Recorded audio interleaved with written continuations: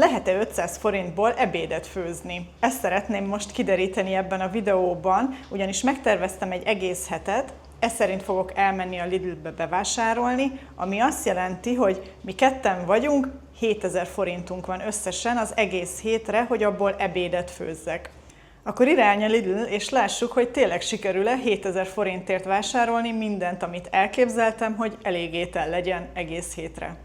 Na hát meg is érkeztünk a Lidlből, és mielőtt elmondom, hogy miket vettem és hogy ebből mi lesz a heti menü, ugye, hogy napi 500 forintra jöjjön ki per fő egy ebéd, elmondanék egy-két ilyen szabályt, illetve hogy honnan jön ez a videó ötlet. Egyrészt a szabályok a következők, hogy én azt gondolom, hogy ha te viszonylag rendszeresen a konyhában vagy, akkor azért só, bors, liszt, olaj vagy zsír, valami van itthon. Én ezeket nem vettem most, mert én azért azzal számolok, hogy akik engem néznek, legalább ez az alapdolog van otthon. A videó ötlet onnan jön, hogy nem tagadom, én is ugye ezt már többször is mondtam, nagyon sok más youtubert is nézek, és mostanság nagyon divat ez a kihívás, hogy napi 1000 forintból éljünk túl, és ami nekem abban a videóban úgy nem azt mondom, hogy nem tetszik, csak hogy én azt másképp csinálnám, az az, hogy ott az a cél, hogy minden nap elmennek a boltba, és 1000 forintért megpróbálnak vásárolni, és akkor abból ételt készíteni az adott napra.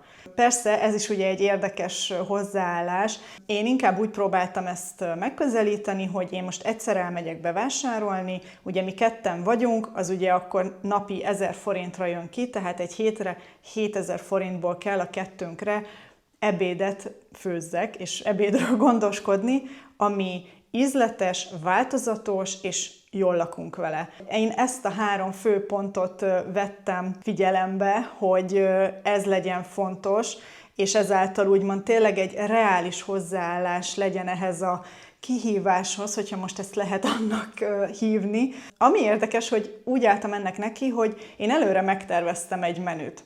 Ugye rendszeres bevásárló vagyok, tehát nagyjából tisztában vagyok az árakkal, és kitaláltam, hogy kb. Mi lehet az a 3 fő étel, amit a héten majd meg fogok főzni, és hogy tudom, hogy egy adott mennyiségből ugye mennyi adag lesz, akkor az hány napra elég, meg hasonló, tehát így álltam hozzá. Akik ismernek, tudják, hogy előre tervezek amúgy is mindig.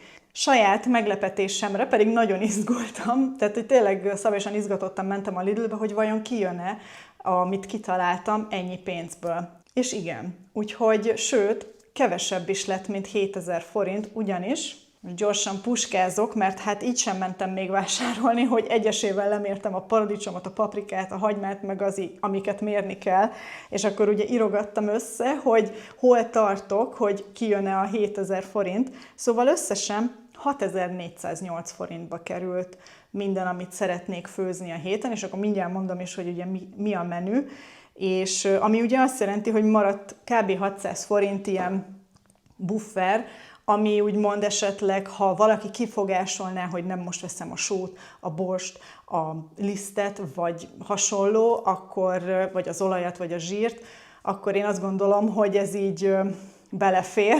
Úgyhogy nincs más hátra, mint hogy elmondjam, hogy mi lesz a heti menü, és ugyanebben a videóban végig kísértek engem, amikor ezeket elkészítem, elfogyasztjuk, megnézzük, hogy mennyi marad másnapra, tehát napi szinten fogom mutatni, hogy akkor hogyan haladunk, mit eszünk, hogy akkor tényleg elég lesz ez 7 napra.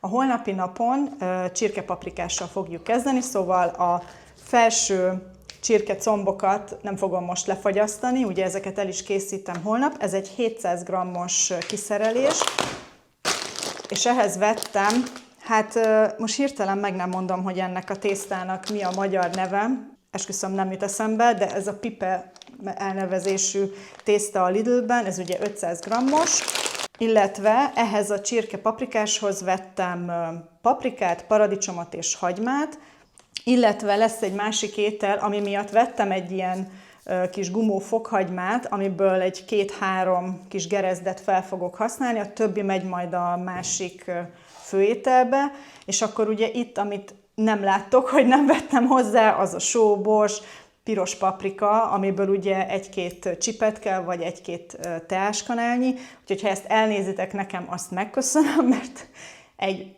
magyar háztartásban legyenek otthon ezek a fűszerek, az én véleményem szerint, de nyugodtan írjátok meg kommentben, hogyha úgy gondoljátok, hogy ezáltal már bukott is ez a kihívás, vagy sem. Szóval folytassuk. Lesz egyszer egy sárga borsó főzelék, fasírtal, amihez vettem sertés-darált húsit, 20%-osat, és ehhez felhasználunk egy vörös hagymát, és majd természetesen fűszerezzük. A harmadik étel az meg egy ilyen fokhagymás, szaftos sertéskaraj lesz, tört burgonyával, vagy ilyen steak burgonyával, ezt még nem találtam ki, de ugye vettem 1 kiló ilyen új burgonyát. Amúgy ez a sertéskaraj, ez 660 g, és egészbe vettem meg, mert ugye így olcsóbb volt, és majd én fogom itt felszelni szeletekre, mert ugye ha az előre szeleteltet veszem, azok csak 400 g-os kiszerelésekben vannak, legalábbis a Lidlben, és ugye az nem elég 2 napra, ha már 800 g-ot veszek, az meg már sok 2 napra. És akkor még ugye ehhez a fokhagymás szaftos sertéskarajhoz van itt egy vörös hagyma, és ugye itt van a maradék fokhagyma, amit felhasználunk, illetve vettem egy doboz tejfölt, ugye laktózmenteset, tehát azért ennek ugye drágább az ára, mint a simának, viszont biztos, hogy nem az összes 330 g-ra van szükség, de én a teljes árat számoltam fel ehhez az ételhez. És akkor, hogy ne az legyen, hogy egyáltalán nincsen zöldség, vagy hogy nem olyan sok, vettünk egy ilyen 500 g-os savanyúságot, ez a nem csípős verzió, hogy én is meg tudjam enni, és ez ugye mind a csirkepaprikáshoz és mind a sertéskarajhoz is teljesen jó lesz ilyen kis savanyúságnak, úgyhogy ez még azt mondom, hogy sok is, úgyhogy ebből is biztos, hogy marad jövő hétre. Ez lesz a terv ebben a videóban, hogy ezeket fogom megcsinálni, és akkor nézzük folyamatosan, hogy hogyan is sikerül, mennyi marad, meg hasonló. Ezt lehet, hogy már későn mondom, de hogyha érdekel, akkor tartsatok velem ebben a kísérletben, úgyhogy kezdjünk is neki, és csináljuk meg az első ételt. Itt is vagyunk az első napon, és gondoltam, mielőtt nekiállunk a csirkepaprikásnak, még egy-két dolgot leszeretnék tisztázni, aztán tényleg abba hagyom a szabályokat, meg hasonló. A lényeg, hogy ha esetleg valami olyat használnék fel, ami nem volt rajta a listán, és szükséges, és esetleg egy nagyobb összeget képvisel, akkor azt mindenképpen hozzá fogom adni a végösszeghez, amit ugye a Lidlben fizettem, és ilyen például egy szem tojás, ami ugye majd a fasírthoz fog kelleni, és a fasírt amúgy nem olyan lesz, ami zsemlemorzsában lesz megforgatva, hanem inkább ilyen húspogácsa-szerűre csinálom, tehát ugye minél olcsóbban ugye kijöjjön ez a fasírt, majd amikor ugye a sárga borsó főzeléket fogjuk enni. Illetve mindent le fogok mérni, mint adagot, mert ugye tudom nagyjából, hogy nekem kb. Ilyen 350 g ételre van szükségem, az Ákosnak kb. Ilyen 450 g-ra, szóval ezt is fogom mérni, így akkor tényleg minél jobban látjuk azt, hogy hogyan fogy az étel, vagy nektek is úgymond a videóban jobban látszik az, hogy most mekkora adagot is mértem ki, hisz ugye ezek tudnak csalókák lenni, úgyhogy ezeket mindig fogom mérni, és akkor kiírom, hogy az adott étel a tányérban az milyen mennyiség. Kalóriákat nem fogok számolni, meg ugye ez a videó nem arról szól, hogy mennyire ugye nem tudom, egészségesen és diétásan étkezünk, de azt már úgy tudom nagyjából, hogy mint mennyiség, nekem mire van szükségem és az Ákosnak, és tisztában vagyok vele, hogy vannak akik nagyobb étkűek. Én azt gondolom, hogy mi egy átlag háztartást képviselünk, úgyhogy ez alapján fogom az adagokat majd kimérni, de mindig majd mindegyik ételnél ki fogom írni, hogy akkor az mennyi adag is. Ugye egész héten fogtok követni, mindig látjuk azt, hogy mi az, ami marad ugye a következő napokra, azt mikor fogyasztjuk el és hasonló. Illetve, és akkor az utolsó, és befejeztem, és elkezdünk főzni, az az, hogy minden plusz fűszert, amit ugye használok, amiről ugye már az elején beszéltem, hogy ami azt gondolom, hogy van otthon valakinek, aki úgymond viszonylag gyakran főz, ezeket is mind fel fogom írni külön, hogy nem tudom, sóból most csak egy csipetet, vagy teáskanálnyit, ugyanígy a bors, vagy majd ugye szükség lesz a főzeléknél, ugye, hogy lisztet használjak, tehát, hogy ha esetleg egy evőkanál lisztre volt szükség, ételenként is ki fogom írni, meg majd a végén, amikor úgymond összegezzük a hetet, hogy sikerült-e vagy sem 7 napra elegendő ételt főzni ebből a mennyiségből, akkor látszódjon az, hogy mik voltak a plusz elemek, amik ugye nem voltak rajta a bevásárló listán. Úgyhogy az első étel, mint mondtam, az csirkepaprikás lesz, és akkor nézzük, hogy mik is az alapanyagok, amiket ugye felhasználok.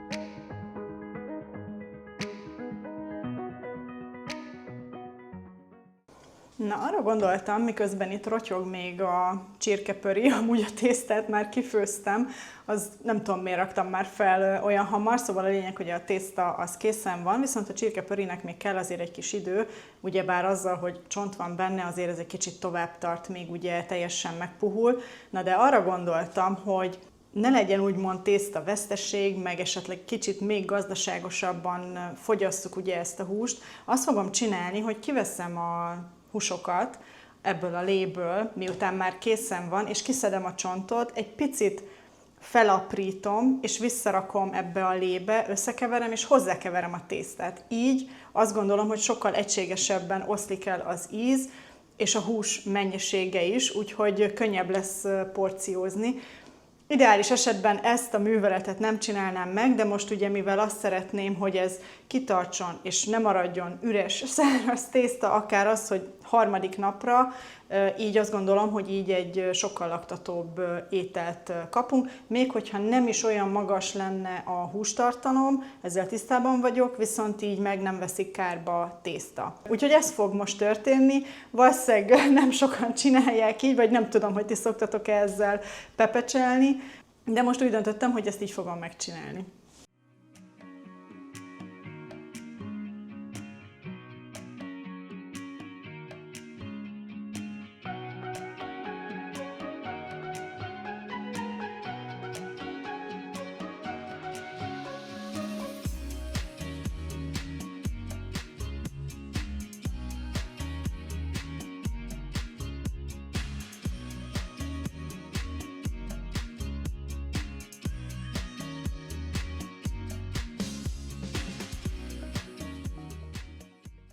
Na, el is készült minden, úgyhogy most ki is porciózzuk. Hozzáteszem, tényleg örülök annak, hogy végül úgy döntöttem, hogy leszedem a húst a csontról, és így összekeverek mindent, mert így tényleg így is még nagyon finom kis szaftos maradt a tészta.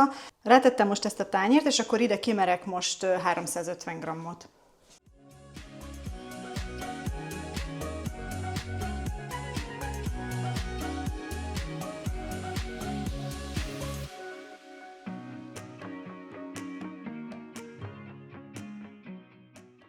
Na, végül Ákosnak 400 g-ot mertem ki, és magamnak 350-et. Meglátjuk, hogy mennyire lakunk ezzel jól, de ugye van még. Fogok kiszedni, amit ugye mutattam tegnap is, savanyúságot még ehhez.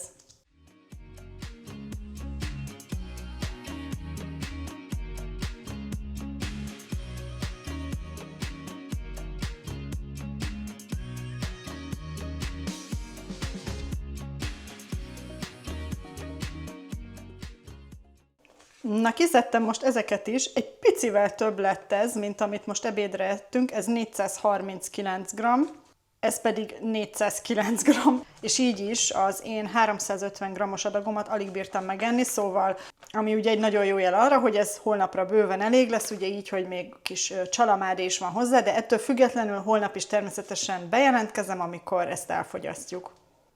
Sziasztok! Itt is vagyunk a második napon, és hát ugyebár tegnapról megmaradt a maradék ugye csirkepaprikás, bőven 2 adag, úgyhogy biztos vagyok benne, hogy én a saját részemet azt nem is tudom megenni mind, és ami megmarad, azt meg vacsira megesszük, mert valószínűleg az kb. Egy ilyen kis fél adag lenne, de nem szeretem túl enni magam, mert akkor utána a délután teljesen beüt a kajakóma. És ugyebár van még mindig ebből a savanyúságból, ez lesz amúgy a terv a következő 2-3 napra is még, mint savanyúság, vagy hát zöldség, ugye ezekhez az ételekhez, amiket kitaláltam, mert ugye ehhez a fokhagymás tarjához is ezt fogjuk majd enni, és igen, ugye ezáltal ez egy picit lehet, hogy monoton, de a legnagyobb kihívás ennél a kihívásnál az az, hogy ugye a zöldségeket hogyan tudod beleépíteni ugye a heti menüdbe, hisz ugye azok sokkal drágábbak, mint a hús kiló ára. És ezért döntöttem úgy, hogy akkor úgymond savanyúságot veszek ehhez a 2 ételhez, mert a sárga borsófőzelékhez nem annyira illik savanyúság, de ahhoz úgy nem is hiányolok semmi ilyen salátát vagy hasonlót. De gondoltam, hogy legyen valami zöldség bevitel, ezért esett úgymond erre a választás. Szóval úgyhogy igen, tehát a zöldség, vagy ugye tej, sajt bevezetése ezekbe a receptekbe, meg ebbe a menübe azért elég nagy kihívás volt. De hát ebből is látszik ugye az, hogy mik azok, amik már ugye nem férnek bele egy ilyen 500 forintos kihívásba, hogyha belegondolok, hogy csak a tejföl volt 407 forint. Szóval igen. Úgyhogy, de nem baj, megyünk tovább és csináljuk. Úgyhogy ma megesszük ezt a maradék csirkepaprikást, és akkor holnap mutatom, hogy ezt a fokhagymás szaftos tarját, vagy karajt, hirtelen nem tudom már megint, hogy mit vettem, szóval karajt, azt hogyan is csinálom. Harmadik nap, második étel. A mai napon egy ilyen fokhagymás, tejfölös, szaftos karaj szeleteket fogok csinálni, és készül hozzá steak burgonya. Ami ehhez a recepthez nem lett véve, az liszt, mert ehhez kb. Egy ilyen 2 csapzott evőkanál lisztre van szükség, ugye ahhoz, hogy egy ilyen habarást tudjak csinálni, de minden mást azt ugye megvettük a boltban. Ugyebár itt egyben van a karaj, úgyhogy ezeket majd fel kell szeljem. Ugye a cél, hogy legalább 6 szelet karaj kijöjjön, ugye ez egy ilyen 660 g-os darab karaj, úgyhogy biztos vagyok benne, hogy sikerülni fog.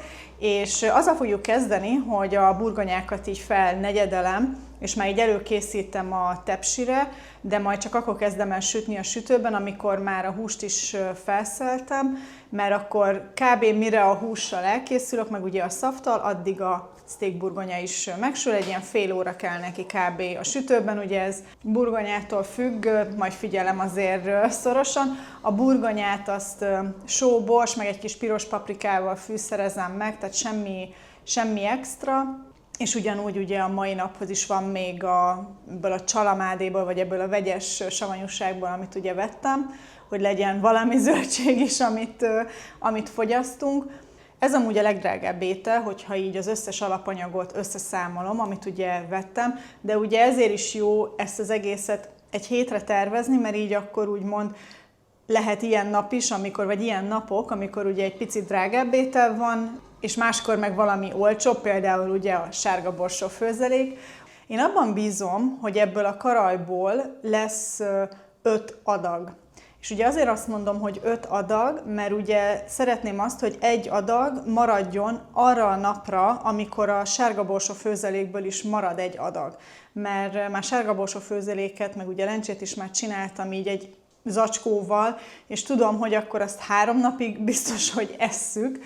Bízom benne, hogy esetleg így tudok ezzel kalkulálni, de természetesen most is lemérjük az adagokat, hogy nekem mennyi jut, meg az Ákosnak mennyi jut, és hogy annyi jusson, amivel ugye jól is lakunk. Nincs más hátra, hogy nekiálljunk, ugye ez egy kicsit hosszadalmasabb folyamat így, hogy ugye fel kell szeljem a húst is, meg hát a krumplit is, de szerencsére a krumplit pucolni nem kell, tehát rajta hagyom a héját, csak jó alaposan ugye megmosom, meg max, hogyha van rajta, nem tudom, furcsa folt, azt levágom, és akkor úgy mehet is a sütőbe, hogy kevesebb macera legyen vele. Úgyhogy itt tartunk most, na de akkor lássuk is, hogy ez hogyan készül, és hogy finom lett-e, és hogy mennyi marad belőle.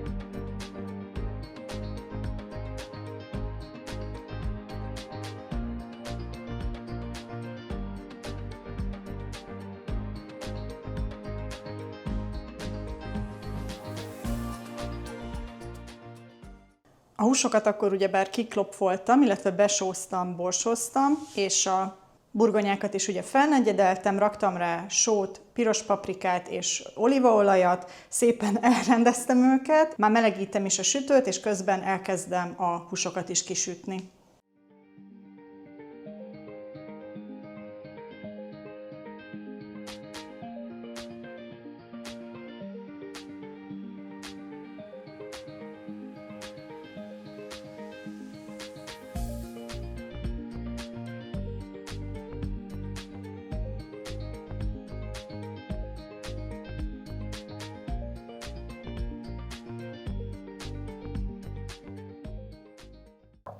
Na hát végül a 2 darab kis fokhagymát nem vágtam fel, úgyhogy, vagy pucoltam meg. Ennyit fogok végül majd így apróra felvágni, nem nyomom át így a présen, így nagyon apróra lesz felvágva, és akkor olajban kisütve, alacsony hőfokon, hogy minél több ugye aromát kiengedjen magából, és akkor ugye ezt is még apróra vágom, és majd ez is megy hozzá, és akkor utána mehet rá ez a tejfölös, lisztes habarás, és hogyha az kész, akkor belerakom újra a húsikat.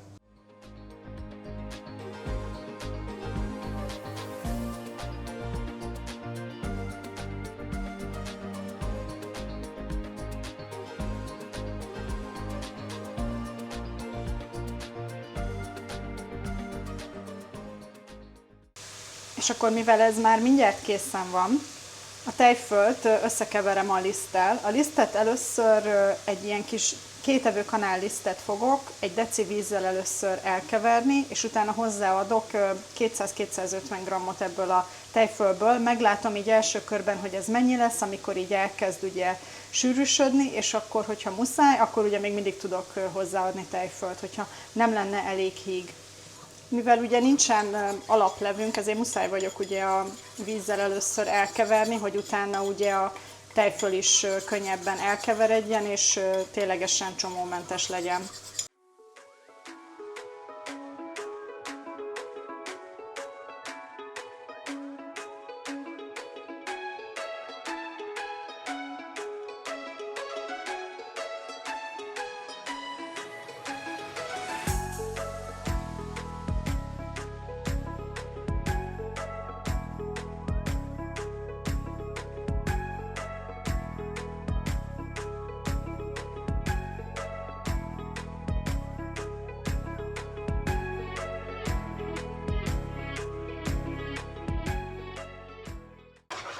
Na hát nem tagadom, egy kicsit sűrűbb lett, mint terveztem, de nincsen gond. A lényeg, hogy most beleraktam az összes tejfölt, és még van ide víz készítve, hogy kicsit hígabb legyen.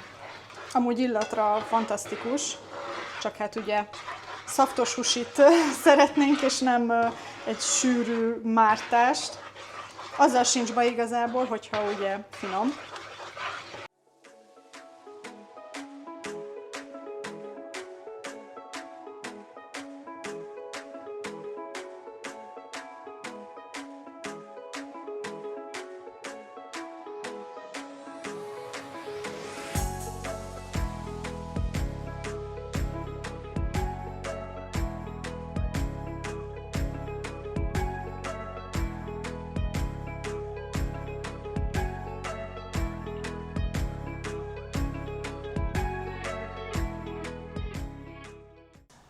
Na, elkészültem mindennel, közben összekötöttem a hajamat, mert olyan meleg lett itt, ugye, hogy a sütőt is bekapcsoltam. De a lényeg, hogy a krumplik tök jól átsültek, és teljesen jó az ízesítés. Ugye már villával teszteltem, hogy milyen. Fél órát voltak bent 180 fokon, ez ennek a fajta burgonyának teljesen jó volt. A szaftos húsiról annyit szeretnék csak mondani, hogy egyrészt lehet, hogy egy evőkanál liszt is elég lett volna, hogyha azt szerettem volna, hogy még hígabb legyen, tehát hogy inkább ilyen, hogy ne legyen ennyire sűrű, de így is teljesen jó. Én most már így a vége felé kb. Egy 4 deci vizet is ugye hozzátettem, meg egy ugye 200 g, 250 g tejfölt, úgyhogy így is teljesen jó állaga van, tehát a lényeg, hogy nem egy száraz darab húst eszünk, csak azt szerettem volna mondani, hisz mivel ugye már megkóstoltam, Annyira arra az ízre emlékeztet, amit a nagyszüleim csináltak, amikor húslevest főztünk, vagy hát főztek, és ugye a csirkehúst azt mi mindig valamilyen mártással ettünk, vagy megymártással, vagy fokhagymamártással, és teljes mértékben ugyanolyanra csináltam, mint amire emlékszem, hogy az volt, és azt imádtam, úgyhogy tök boldog vagyok, hogy ez így sikerült, mert soha nem csináltam még ilyet. Igazából ezt is csak azért találtam ki, hogy hogyan lehetne a húsit egy kicsit ugye olcsón, szaftosra ugye megcsinálni. Több helyen ilyen fokhagymás karajt dobott ki az internet, és gondoltam, jó, akkor így a saját kútfőből csinálok én is valamilyen szaftos fokhagymás karajt, és az, hogy pont ilyenre sikerült, ennek úgy most tök örülök, és akkor kicsit úgy nosztalgiáztam egyet.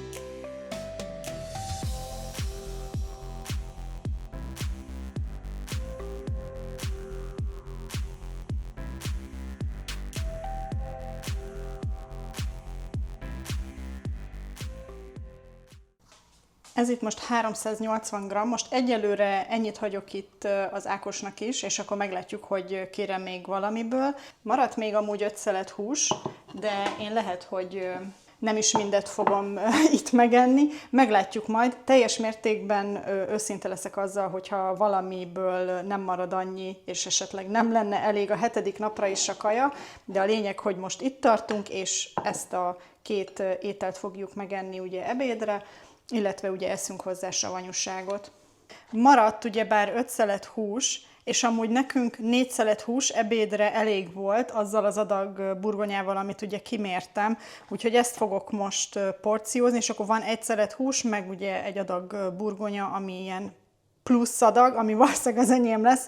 Én vagyok a kisebb ugyebár a családban.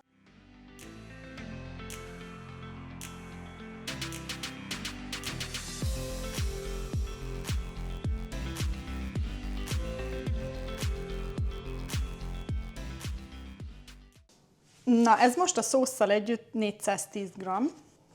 Igen, most már úgy így, hogy elkezdtem mérni amúgy az adagokat, és amúgy régen soha nem mértem, csak abból gondoltam, hogy én nekem az ilyen 320 g-os kaják elegek, amikor ugye ezeket a készételes videókat csinálom, ott ugye rajta van, hogy mennyi a mennyisége ugye az ételnek, és ugye abból én mindig tudtam, hogy én azokkal a kis adagokkal jól lakom. Úgyhogy szerintem ennél a 320 g-nál maradok magamnak, és az Ákosnak meg a 400 az bőven elég. Úgyhogy ez most itt konkrétan 310 g burgonya, az ugye 410 volt, vagy 20 volt? Szóval a 2 együtt bőven elég lesz a holnapi ebédre. De megnézzük akkor, hogy mi az, ami marad ugye még. Na, azzal már nem szórakozok, hogy azt külön rakjam, hisz ugye ez csak 1 szelet hús, úgyhogy ebben majd belerakom a krumplit. Tökéletes. Ez 320 g, ez a kaja, úgyhogy ez nekem egy evésre bőven elég lesz. Hát ezt most, ha akartam volna, se jött volna így ki szerintem. Ez ugye egy 3. napra jó lesz, úgyhogy most még gondolkodom azon, hogy holnap ugye megesszük azt a 2 adagot, amit ugye kiszedtem. Viszont holnap után már megcsinálom ugye a sárga borsó főzeléket, és akkor én 3. nap is ezt fogom megenni, Ákos meg már tud enni egy adagot a sárga borsó főzelékből, úgyhogy szerintem ez lesz majd, mert ugye ezt nem szeretném túl sokáig tárolni, hisz ugye tejfölös, meg hát lefagyasztani se szeretném most egy nap miatt, úgyhogy nincsen problémám azzal, hogyha a 3. nap is ugyanazt kell enni. Na de szerintem eleget magyaráztam most, úgyhogy érkezem a holnapi nappal. Na, itt is vagyunk másnap. Csak gondoltam, röviden bejelentkezem, hogy akkor lássátok, hogy ezt fogom ugye kiporciózni a mai napra. Ugye ketté osztom, én valószínűleg 1,5 szelet húst fogok magamnak rakni, és 2,5 szeletet az Ákosnak. Illetve ugye még mindig van a savanyúságból, ebből még holnap fogok tudni enni ugye az én adagomhoz, de holnap meg már ugye megcsinálom a sárga borsó főzeléket is, szóval ezt most itt kiporciózom, és akkor érkezem a holnapi ebéddel. 5. nap, 3. étel, elérkeztünk a sárga borsó főzelékhez. Ugye már reggel óta áztatom a sárga borsót, mert azért kell neki egy pár óra, mielőtt ugye elkezdem főzni. Annyi változás történt, hogy ugye a fokhagymás karajhoz elhasználtam az összes tejfölt, úgyhogy csak sima lisztes habarás lesz, nem lesz benne plusz tejföl. Ettől függetlenül azt gondolom, hogy jó ízeket tudunk kihozni, meg ugye jó állagot, de persze egy kis tejföl jót tenne, de az elfogyott, úgyhogy azzal dolgozunk, ami van, illetve ugye mondtam, hogy amit nem vettem a boltban, az tojás, mert az volt itthon, vagy hát van itthon, és ezért egy tojást a hűtőből fogok felhasználni, de mint mondtam, meg hát mutattam, és ezt hozzászámoltam már úgymond a végösszeghez, csak gondoltam, ismételten megemlítem. Akkor ehhez is, ami fűszer lesz, az só, bors, illetve piros paprika, és ugye maradt még a vásárlásból egy vöröshagyma, meg a 2 darab fokhagyma. Az egész vöröshagymát, illetve a 2 gereszt fokhagymát, ezt együtt fogom megdinctelni, és az egyik felét azt belerakjuk a húspogácsába, a maradék meg maradott ugye a főzeléknek, úgyhogy ezzel fogjuk ízesíteni a húspogácsát, illetve ugye lesz benne még tojás, meg só, bors. És mint mondtam, ez nem egy fasírt lesz, tehát nem lesz külön még zsemlemorzsában megforgatva, mert ugye azt nem vettem, és amúgy sincs itthon, úgyhogy csak simán ilyen húspogácsa lesz, akkor inkább ezt mondom. Kíváncsi leszek, hogy ugye ebből akkor most tényleg mekkora adag lesz, meg ugye, mint mondtam, ma én ebédre megeszem a maradék fokhagymás karajt még, ugye, ami maradt egy adag, de az Ákos ma már eszik ugye a sárga borsó főzelékből. Tehát ugye a cél, hogy 5 adag kijöjjön ugye ebből a sárga borsó főzelékből.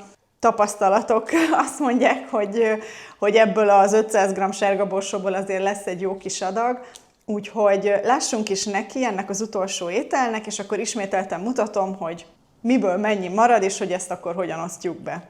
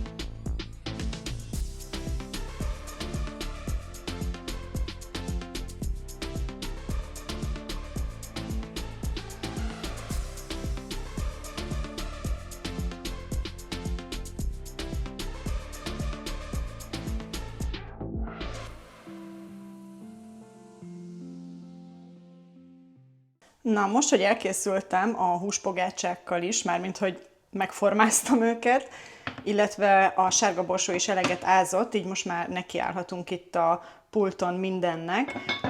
Ide csak 2 evőkanál olajat rakok, mert ugye ez 20% zsírtartalmú darált hús, és bőven fog ereszteni zsírt, úgyhogy nem félek attól, hogy esetleg oda ragadnak. Ezt most elkezdem megint egy kicsit felmelegíteni, rakok rá piros paprikát, és akkor, hogyha az egy kicsit már úgymond odasül, tehát hogy érzed azt a finom paprika illatot, akkor utána ráteszem a sárga borsót, felmelegítem egy kicsit, így átkevergetem a sárga borsót, és utána megy bele a víz, és a végén fogom csinálni majd a habarást.